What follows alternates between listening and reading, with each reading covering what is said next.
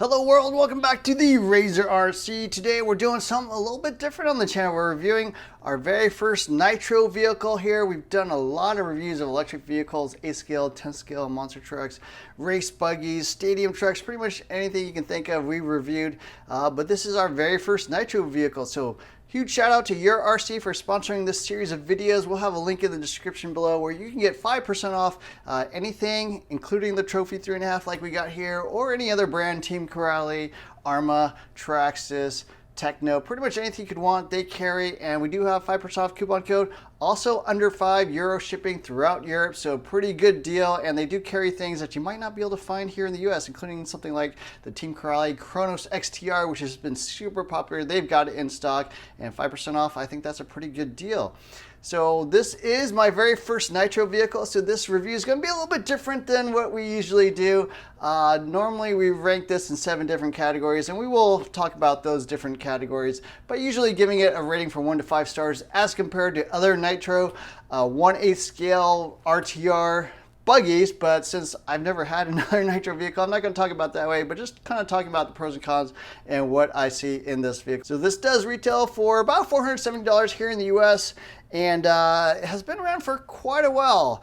This is an RTR, kind of a recreational Nitro 8-scale buggy. You can race it. It is a legal 3.5cc or 0.21 cubic inch vehicle, so you could definitely take it out club racing if you wanted to.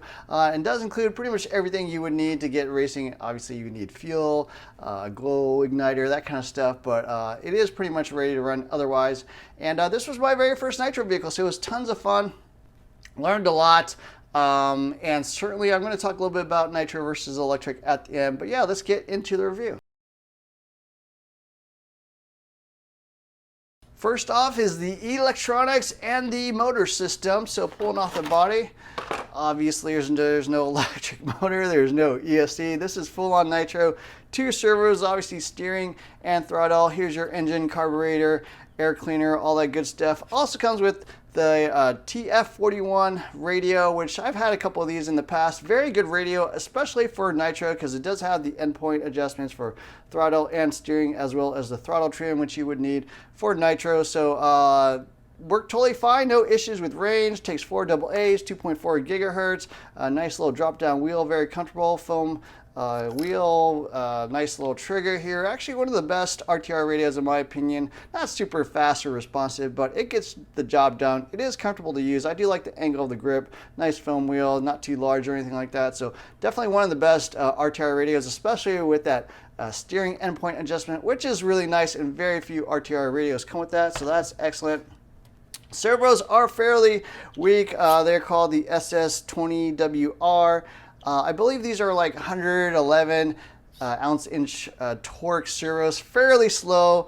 They are waterproof and metal geared, so that is nice, but they are definitely more on the budget side.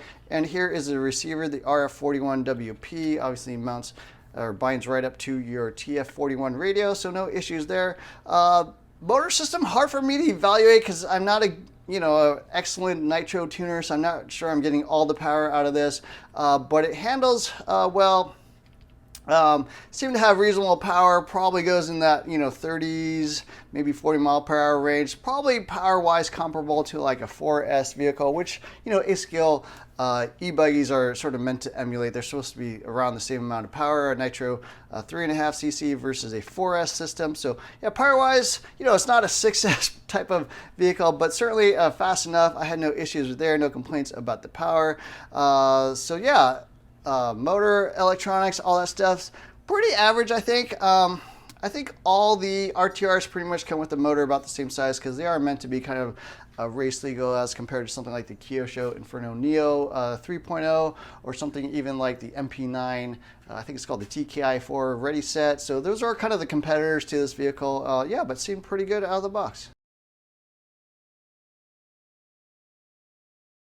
Build-wise, no major issues. There are a couple things like my needles were kind of set wrong, so I would definitely double check that. I think the low speed needle is way out, way too rich, like 2 or 3 full turns. The high speed and the idle were pretty close, but the low speed needle was way off. So they do talk about those settings in the manual. Definitely would check those out. So I wouldn't say that's a major flaw, but for somebody kind of new to Nitro, you might not really notice exactly what they're supposed to be set to. So definitely double check that. I did take a look at the shocks and the diffs. Shock wise, they were filled with kind of this nasty yellow oil. It looked almost like snot. It was really, really disgusting. I think maybe this Buggy had been sitting around for a while. You know, this vehicle's been out for about 13 years. I think they did have an update or two through the years, but you know, not probably one of their biggest sellers because it has been around so long. So the last run of these was probably quite a while ago. I don't know if those oils were just too old or maybe they use yellow dye in the shock oils, but I've never seen that before on RTR. So yeah, I would recommend checking out those shocks, changing out the oils. I'm actually running 35 weight front, 30 weight in the rear. That seems really, really good. I mean, the shock damping looks really, really nice and taut. Other issues, diffs all just have grease in them, so they are very free-flowing. I mean, much more than you would normally expect. I did change out the diff oil in the front to 5K. We'll probably do something similar in the rear and check out the center diff as well. But yeah, all 3 diffs are just grease-filled. Would be nice if they came with oil, so that's another area I felt like needed improvement. And the last area is that it all comes with Phillips head screws. So as you can see, most of them are Phillips head. I have started changing out some of them to hex head screws because I'm really more of a hex head type person. Not hard to do, but a little bit annoying because obviously you will have to find the matching hex head style, and some of them are kind of a weird size. Like these up front, they're still Phillips head because I think they're closer to like a 3.5 millimeter screw. Like a 3 millimeter screw is too thin and a 4 millimeter would be way too thick. So yeah, some of them may be difficult to change out. So build wise, those are some areas I wish they could fix. You know, probably go to hex head would be nice. The shock oils, you know, if you think this thing may have been sitting around at your local hobby shop for a while, yeah, definitely check those out, maybe refill them. And then check your diffs. I do think it performs better with some diff fluid in the diffs rather than just grease. Grease pretty much acts like an open diff. Doesn't give you quite the limited slip action you probably want, especially off-road. So yeah, those are some areas to check out. But yeah, those are kind of my thoughts on the build. Now we'll talk about the design, and pretty typical A-scale Nitro vehicle, aluminum chassis, aluminum sort of tie rods down the middle to add additional stiffness. Does obviously have a mechanical brake, 3 differentials that were grease filled, like I said. Anti-sway bars front and rear, so that's pretty nice. I'm sorry, only in the rear. So rear sway bar, adjustable turnbuckles, including front and back. Does have a C-hub design as opposed to other A-scale buggies that might have a pivot ball suspension. But yeah, nice adjustments. You can definitely have different camber link locations here in the rear on the shock tower, different shock mounting locations as well if you want more droop. Does not include droop screws, although you could probably add it there. It looks like it's got holes for droop screws as well as the ears on the chassis to make adjustments there. Design wise, you know, typical sliding motor mount there in the back. Even has different positions, I think, for the wing. I think you can adjust like forward, back, or up and down a little bit. So yeah, quite a bit of adjustments. Similar to a race vehicle. It's not a full-on race vehicle, really meant for an RTR basher type vehicle, but you could definitely take it out racing. Things I don't like, I already mentioned the Phillips head screws, not a fan of that. Also does have hinge pins with captured E-clips on the end, so that is a little annoying, a little more difficult to remove the hinge pins. I wish they used nuts or screws or something like that. So a little bit dated there in the design. Fairly easy to work on. I mean, not as easy as some of your modern vehicles. To access the diffs, you do have to pull off the 4 screws on the bottom. You got to remove the bumper. You got to remove these 2 screws to kind of pull the diff out, and then you can actually get to the 2 screws and pull out the front cover. So not super easy, but not super hard. Better than some, worse than others. Does have a pull start, so you know, there's no easy start system, although you could obviously add like a starter box and start the vehicle that way. The tank is 125 cc, so not huge, but you know, I think that's probably the race legal maximum, so that's totally fine. This is a totally race legal vehicle, so certainly if you just want to get started in Nitro, maybe get your feet wet or do an occasional race here and there, you could definitely get this. But yeah, design-wise, seems pretty typical, pretty standard. I know the Kyoshi's also come with Phillips head screws. Motor, everything seems pretty average among its class, so I don't think this is really anything better or worse. The Hobao is another competitor, the VS, I think it's called the VS2 Ready to Run. A little more modern, a little more adjustments, a little more modular as well. This is definitely still dated. Came out in around like 2008, 2009, so still seems like that type of vehicle and a little bit dated. So not the most modern vehicle, but obviously actually most ready to run nitros aren't really that new either. So pretty typical, I think. Performance-wise, like I said, can't really tell how fast this thing is. The motor seemed decent, no issues there. Is reasonably responsive. I am still messing around with the tuning and trying different fuels and stuff like that, which will obviously affect the performance. I don't think it's geared so much for top speed, but power-wise, I think it's fun. Actually, it's pretty entertaining. Definitely not slow. Driving-wise, yeah, this thing is set up pretty soft out of the box. I do think the tires are excellent on road, dirt, carpet. I did take it out to an outdoor carpet track and it performed totally fine, no issues there. Driving-wise, tons of steering. It's set up super soft, and with no oil in those discs, it's going to lead to extremely aggressive steering, so no issues with the steering.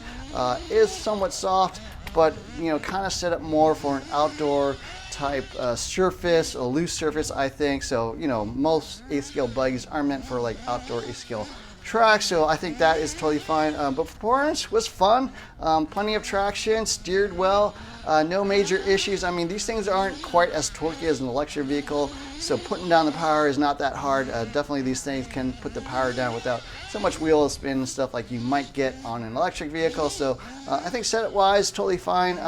Definitely more of an outdoor loose surface type setup. Durability wise, nothing's really broken on this thing, so I can't say that I send this thing like 30 feet high in the air like I might with a different 8-scale vehicle. Nitro vehicles are really meant more for racing, meant more for on-road type stuff, not super crazy sends.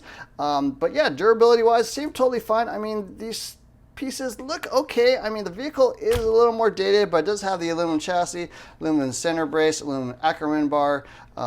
Shock wise, I think they're aluminum. Yeah, aluminum shocks with aluminum sort of covers here on the top, shock standoffs. Nothing is broken, so that was super nice. Even has kind of aluminum steering hubs here in the front, the little silver cast piece, so a little more durability there that you might not get with other vehicles that are plastic. So yeah, no issues with the durability at all. Didn't crash this like super hard at all, but it has been holding up, seems totally fine.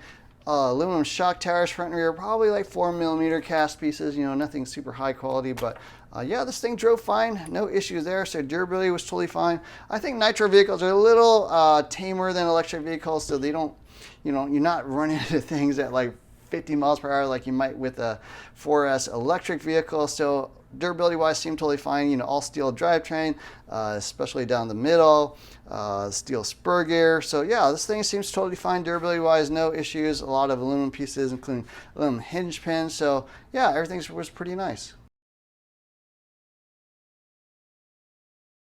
HPI had kind of disappeared for a while. It had gone through a lot of ownership changes. It was difficult to get parts for a while. It is owned by the Vestergaard Group now in Sweden, so I think parts availability has kind of come back, and they are releasing new vehicles once again. So HPI is kind of back, which I think is really awesome. Does help with parts support in the US. There are different distributors and stuff, but it's not quite as popular as some of the other brands, obviously, but still one of the larger brands and has been around a really long time. But I do think parts availability a little bit more difficult for your HPI stuff than you can get with other brands. Maintenance wise, kind of typical, kind of average, nothing like super hard to work on. I do like or do dislike the Phillips head screws, so I do find that a little bit annoying, but you know, a lot of RTR Nitros actually have Phillips head screws, so not unusual. But yeah, support and maintenance, probably a little below average. I think there are better vehicles out there with better support. HPI is not super well represented in the US where I live, so a little bit harder to get a hold of somebody if you have some issues or need technical support. But yeah, it's not one of, you know, a super unknown brand out there, so I think it's decent.